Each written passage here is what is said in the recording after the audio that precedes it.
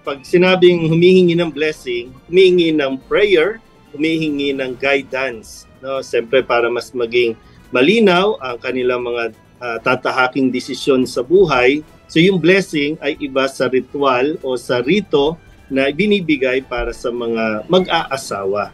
So yung para sa mga same-sex, no, na narinig natin mula sa bagong statement o document na nilabas ng simbahan, ito ay hindi naman pagbabago sa katuruan ng simbahan. Kumbaga, mas kailangan lang pinapaalala sa amin sa simbahan na mas maging bukas tayo, mas maging welcoming tayo sa mga tao na pakiramdam nila pinagsasaran sila ng pinto ng simbahan, which is hindi naman dapat.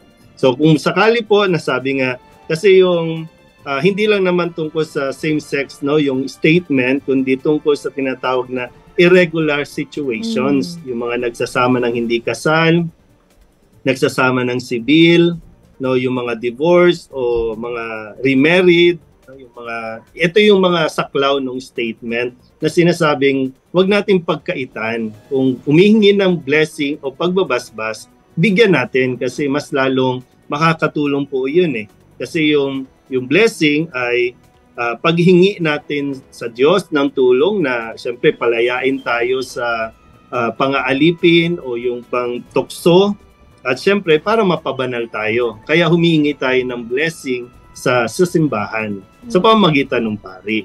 So yun po yung blessing na sinasabi. Hindi po ito tungkol sa i-bless mo yung kanilang pagkasama na para bang binibigyan mo na ng right at ng para bang hudyat na o sige, mag-asawa na kayo. Hindi po yun yung blessing na sinasabi ng simbahan.